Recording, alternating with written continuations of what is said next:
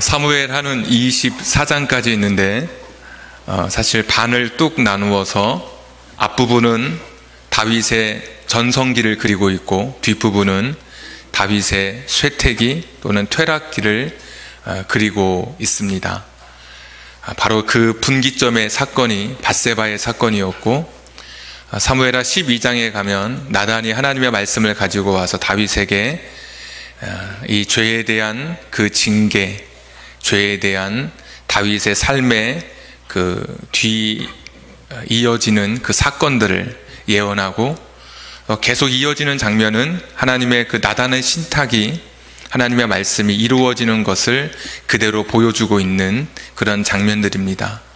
그래서 13장, 14장, 15장, 오늘이 16장인데 13장부터 15장의 이야기를 잠깐 요약해서 드리자면, 암논이라고 하는 첫째 아들이 배다른 여동생 다말을 힘으로 제압하고 간음하고 버리는 사건이 있었습니다. 그때 다말의 오빠였던 압살롬이 굉장한 많은 복수심을 가지고 있었습니다. 그런데 아버지 다윗이 그것을 해결해 주지 않았습니다. 마음에 큰 상처를 입었고, 양털 깎는 날, 그날을 기다렸다가 결국 압살롬이 직접 이 암논을 죽이게 됩니다. 배다른 형, 가장 큰 형을 죽이고 자기 외갓집으로 도망가서 거기서 이제 초야에 묻혀 지내게 됩니다.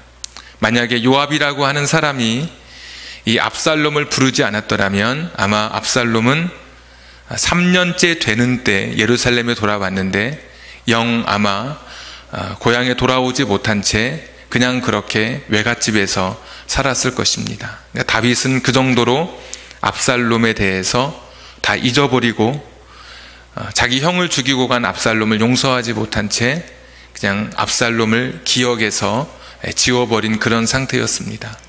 근데 요압이 드고와 여인을 통해서 압살롬을 데려왔는데, 데려오면 화해하고 그를 용서하고 사랑으로 품어줘야 될 텐데 무려 2년이라고 하는 시간 동안 아들을 얼굴을 보지 않습니다. 나는 널 용서하지 않겠다, 그런 것이죠. 그것도 다윗의 마음이 풀려서 갑자기 압살롬을 만나게 된 것이 아니라 압살롬이 아버지가 자기를 만날 수 있도록 이를 꾸며서 결국은 아버지의 얼굴을 보게 됩니다.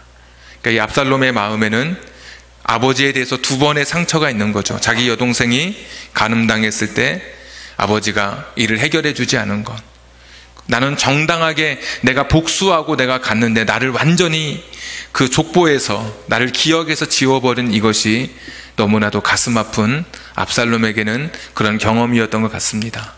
부모에게 당한 그 거절감, 냉대, 부모가 자식을 향해서 그 관심을 갖지 않은 이 무관심, 이것이 결국 압살롬을 소위 요즘 말대로 삐뚤어지게 했습니다. 압살롬이 그때부터 나는 이제 비뚤어질 거야, 결국 반역을 꿈꾸기 시작하죠.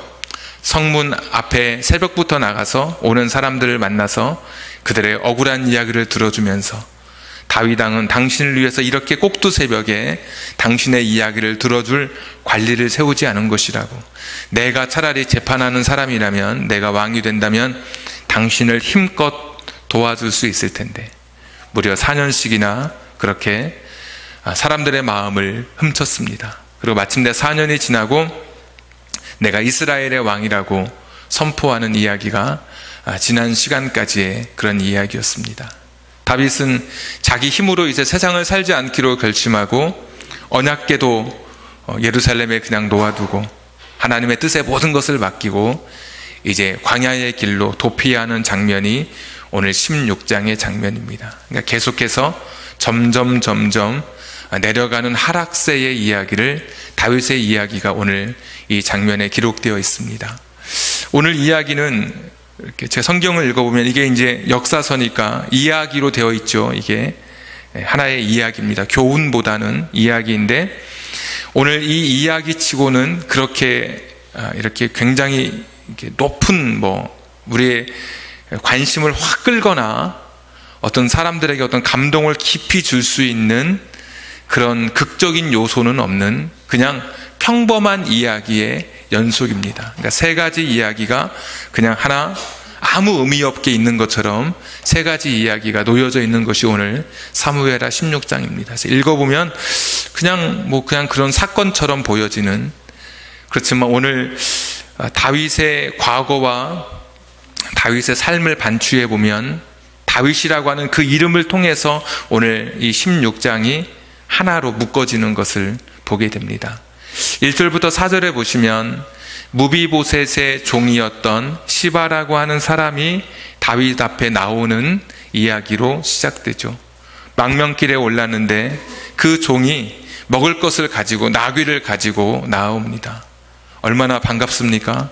너의 주인은 어디 갔느냐? 무비보셋은 요나단의 아들로서 다윗이 그를 불쌍히 여겨서 자기의 왕의 자리에 앉게 하고 장애를 입은 사람이었지만 그 왕궁 안에 들어올 수 있는 그런 은혜를 베풀었습니다. 그런데 그 무비보셋은 보이지 않고 종만 왔으니까 물어봤겠죠. 어디 갔느냐고. 그랬더니 이 종이 말하기를 우리 주인님은 혹시나 자기가 이제 이런 다윗이 쫓겨가는 중에 사울의 아들이었으니까, 그러니까 사울의 그 아들의 아들, 그 왕족이었으니까 혹시 자기가 왕이 될까 하고 지금 예루살렘에 그냥 있습니다. 이런 이야기를 합니다.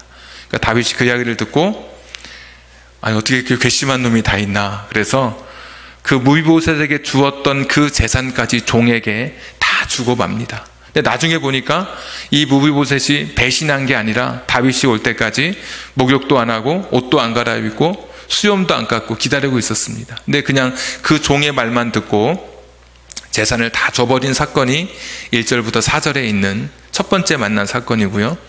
두 번째 사건은 우리가 좀 길게 읽었던 이 시므이라고 하는 이 사람의 이야기입니다.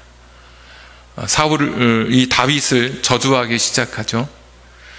흔히 말하는 골짜기를 사이에 두고 이쪽 언덕과 저쪽 언덕에 행렬이 지금 따로 있습니다. 다윗은 이쪽으로 걸어가고 이쪽에 반대편에 시므이가 서서 저주하기 시작합니다.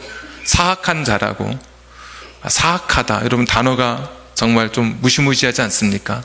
너는 피를 너무 많이 흘렸다고, 너는 사람들을 너무 억울하게 한 것이라고 그러면서 돌을 던지고요. 13절에 보시면 먼지를 막 날려보냅니다. 그러니까 바람이 아마 그쪽에서 불었나 봅니다. 그래서 요즘처럼 막 미세먼지 같은 거를 막 날려보낸 겁니다. 그러니까 굉장히 분하죠, 사실은.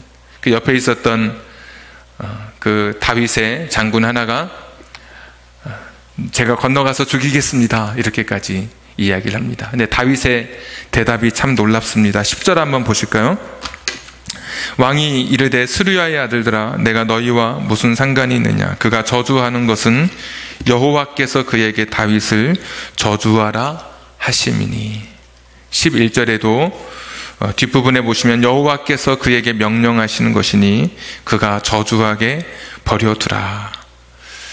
지금 자기가 당하는 고통, 나를 향한 그 저주를 하나님의 음성으로 듣고 있습니다. 지금 내가 당한 이 어려움을 하나님이 내게 주신 어려움으로 받아들이고 지금 내 앞에 있는 이 고통의 문제를 그렇게 해석해 가고 있습니다. 인생은 해석입니다. 내게 닥쳐진 문제를 어떻게 해석하느냐에 따라서 용기를 얻기도 하고 좌절하기도 하고 포기하기도 하는 것이죠. 이 어려운 상황에서도 다윗은 그가 깨달은 것은 나는 하나님이 아는, 하나님이 아시는 고통 가운데 있다는 것, 나는 하나님의 지금 계획 속에 있다는 것을 그가 고백하면서 그 시므이의 저주를 하나님의 음성으로 지금 받아들이고 있습니다. 그래, 나는 죄인이지, 내가 무슨 왕이야, 나 같은 것이. 나는 정말 사악한 사람이야, 나는 정말 피를 많이 흘린 사람이야. 그가 다시 한번 하나님의 음성으로 오늘 시므이의 이야기를 듣고 있습니다. 하나님의 음성은 설교를 통해서만 들려오는 게 아니죠. 여러분 성경 읽을 때만 하나님의 음성이 들리는 게 아닙니다. 믿음 좋은 신앙 선배들과 대화하면서 우리가 하나님의 음성을 듣게 되고, 베드로 같은 사람은 닭울음 소리를 통해서 하나님의 음성을 듣고, 요나는 풍랑을 통해서도 하나님의 음성을 듣습니다. 오늘 다윗은 자기를 저주하는 그 저주, 이 고통스러운 환경을 통해서 하나님의 음성을 듣고 있는 것을 봅니다. 이게 오늘 시므이의 사건이 두 번째 사건입니다. 세 번째 사건은 아히도벨이라고 하는 다윗의 충성스러운 참모가 압살롬의 편에 서서 말하기를, 압살롬이 이제 예루살렘을 딱 점령하고 궁에 들어와서 자기는 경험이 없으니까 물어본 것이죠. 내가 무엇을 하면 되겠습니까? 그랬더니 아히도벨이 이렇게 말합니다. 20절부터 한번 보겠습니다. 압살롬이 아히도벨에게 이르되 너는 어떻게 행할 계략을 우리에게 가르치라 하니. 그러니까 청와대 처음 들어오니까 모르는 거죠. 그랬더니 21절에 아히도벨이 압살롬에게 이르되 왕의 아버지가 남겨두어 왕궁을 지키게 한 후궁들과 더불어 동침하소서. 그 당시에 그 왕의 후궁들을 취하는 것은 내가 진짜 왕이라는 것을 보여주는 그 당시에 관습이 있었습니다. 그렇지만 이 아히도벨은 다윗의 참모였고, 그리고 이제 왕으로 세움받은 이 압살롬은 다윗의 아들이었으니까 사실은 동침하면 안 되는 그런 철저히 성경에서 금하고 있는 것이었습니다. 그렇다면 아히도벨이 압살롬이 하고자 하더라도 그것을 말려야 하는 것이 정상일 텐데, 오히려 아히도벨이 그런 그 괴략을 짜서 압살롬을 하여금 범죄하게 합니다. 아히도벨의 아들의 이름은 엘리암이고 엘리암의 딸의 이름은 밧세바입니다. 성경 사무엘하 앞뒤에 보시면 기록되어 있습니다. 밧세바는 결국 오늘 여기 나오는 아히도벨의 손녀딸이었습니다. 밧세바 하면 생각나는 것이 다윗이죠. 내 손녀딸을 고통스럽게 했던 그때 그 해묵은 그 감정, 그 원한을 풀지 않고 가지고 있다가 마침내 복수의 칼날로 이 다윗을 향해 들이댄 사건이 오늘 세 번째 이 아히도벨의 사건입니다. 그냥 보면 시바라고 하는 사람은 와서 음식을 가져와서 거짓말로 그것을 자기의 재산을 불렸던 사람이고, 시므이는 사울의 친족이었으니까, 사울 지파였으니까 다윗을 향해서 막 저주를 계속해서 뱉고 있고, 그리고 오늘 아히도벨은 자기 안에 있는 그런 분함, 속상함을 감추지 못한 채 그것을 또 그대로 다윗에게 갚아주고 있는 그런 이야기입니다. 그래서 오늘 하나로 묶어보면 이 시바의 이야기는 다윗을 철저하게 속였던 그런 사건입니다. 그런데 다윗은 이미 여러 사람을 속였던 그런 이미 과거의 사건을 가지고 있었던 사람입니다. 우리아를 불러들이죠. 전쟁터가 어떻게 돌아가는지 궁금하다고. 여러분, 그것도 거짓이었습니다. 너 고생했으니까 집에 들어가서 쉬어라. 아내와 편히 오늘 이 밤을 내가 너에게 특별 휴가를 준다고 했던 것도 사실은 자기의 이익을 위해서, 자기의 욕심을 갖기 위한 거짓이었을 뿐이었습니다. 전쟁터에 보내면서 이 편지를 요압에게 보내라. 자기를 죽이라고 하는 계획이 담겨져 있는 편지를 보내면서 역시 우리아를 속였습니다. 오늘 보니까 자기가 속였던 그 속임 그대로 자기가 그대로 지금 속고 있는 겁니다. 오늘 시므이가 나왔던 장소가 벳후림이라고 하는 그런 장소입니다. 5절 한번 보시면 이렇게 되어 있죠. 바후림, 다윗 왕이 바후림의 이름에 그랬죠. 우리가 시므이만 주목하다 보면 이 바후림이라고 하는 장소를 그냥 지나치기 쉽습니다. 바후림은 사무엘하 3장에 한 번 더 나옵니다. 다윗이 유다의 왕으로 있었을 때 북쪽에 있었던 아브넬이라고 하는 장군이 다윗에게 와서 어떤 군사적인 거래를 하기를 원합니다. 그랬더니 다윗이 말하기를 조건이 있다. 무슨 조건이냐? 내 옛날의 아내였던 미갈을 데려오라. 그렇게 이야기를 합니다. 약 한 15년 전에 사울이 창을 던질 때 미갈이 창문으로 자기를 내려주고 난 이후로 광야 생활하면서 미갈과 결혼 생활이 완전히 끝나버렸습니다. 미갈은 이미 재혼했습니다. 재혼해서 잘 살고 있었는데 15년이 지나고 이미 다윗에게는 많은 아내들을 처첩이 있었는데도 불구하고 미갈을 강제로 빼앗아 옵니다. 근데 그때 그 남편이, 미갈의 남편이 바후림까지 울면서 쫓아옵니다. 내 아내 돌려달라고, 내 아내를 빼앗아 가지 말라고. 오늘 그 바후림에서 오늘 시므이의 저주를 듣게 됩니다. 내가 그 옛날에 잘 살고 있는 그 가정의 아내를 빼앗았던 그 바후림에서, 그리고 또다시 내가 우리아의 아내 밧세바를 빼앗았던 그 사건까지, 자기가 지나왔던 그 삶의 이야기들이 다시 자꾸 이렇게 떠오르게 되는 겁니다. 아히도벨이 압살롬을 부추겨서 그 왕의 후궁들을 간음하게 할 때 옥상에서 이렇게 하게 합니다. 간음을. 그 옥상은 어디였냐면 다윗이 해질녘에 전쟁에 나가지 않고 탐욕의 눈으로 밧세바를 바라보던 그 옥상에서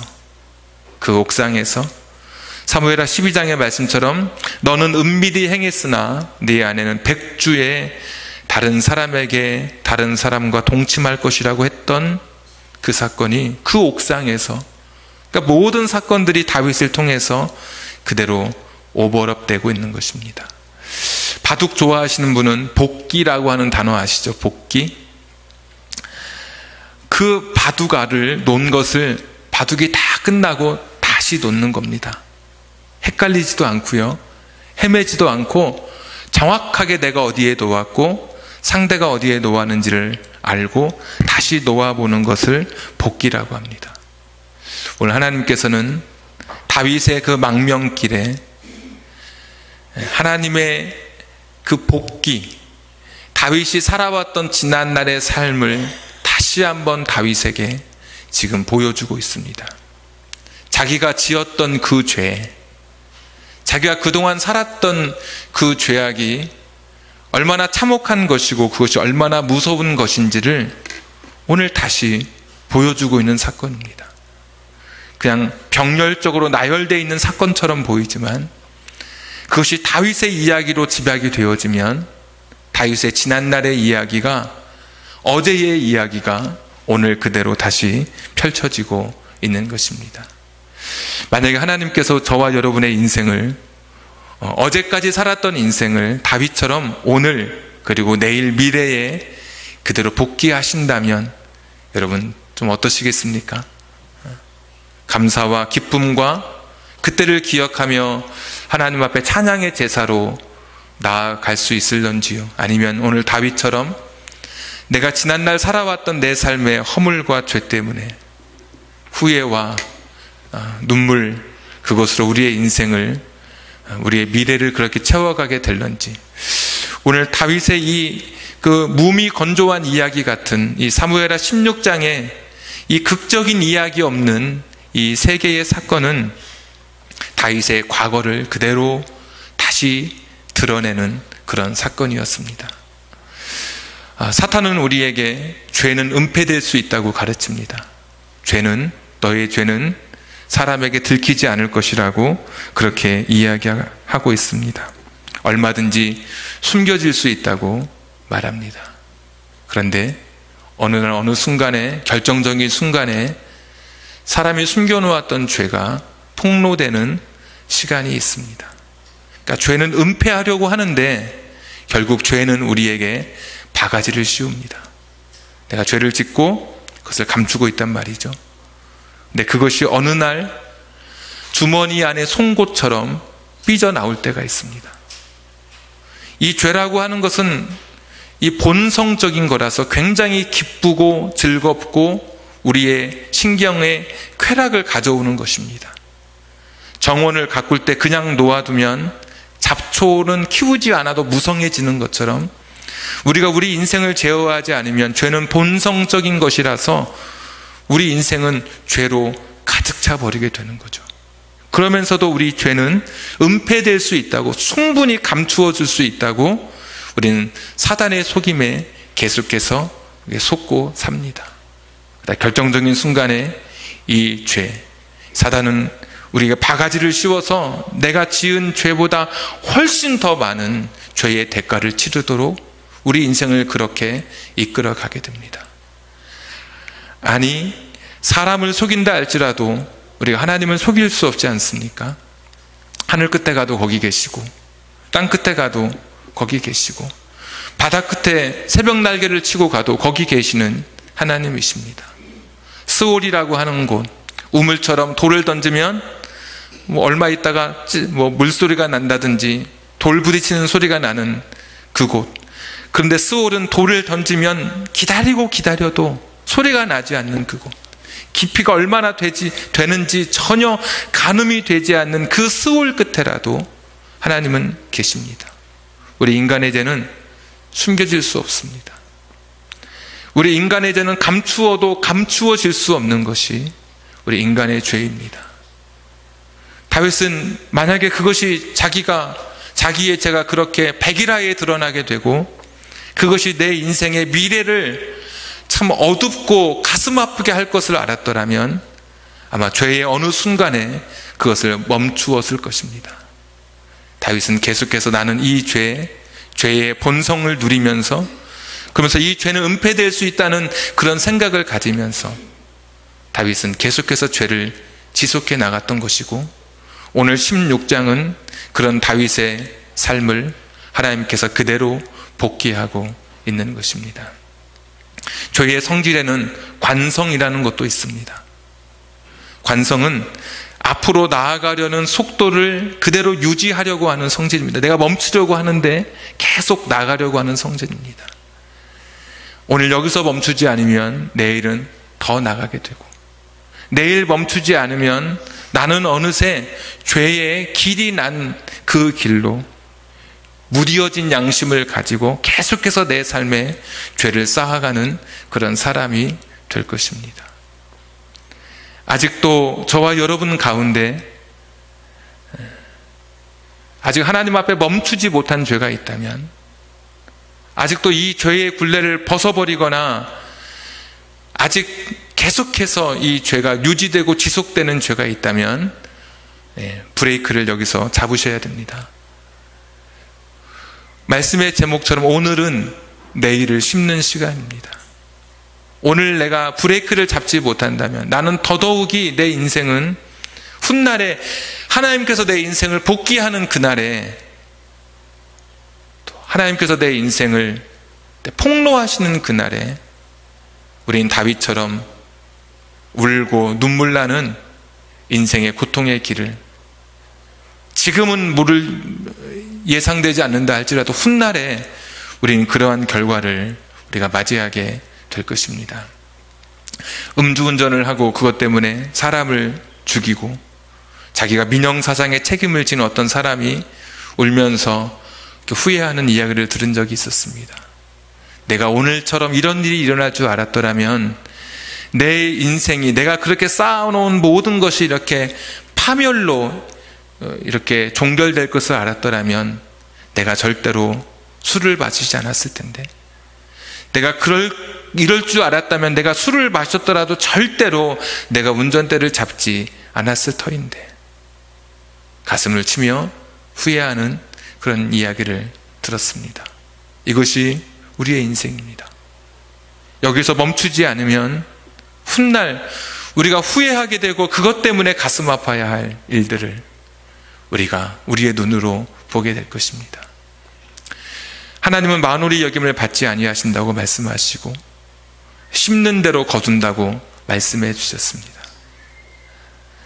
우리의 많은 죄, 하나님은 무한한 사랑으로 우리의 죄를 용서해 주시는 하나님이십니다. 그러나 이 심고 거두는 것은 이 땅의 일반적인 보편적인 진리입니다.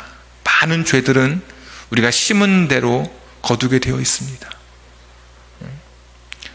말씀드렸던 것처럼 음주운전을 한다든지 내가 누군가에게 해를 가하면 거기에 대한 대가는 우리가 치를 수밖에 없는 것입니다.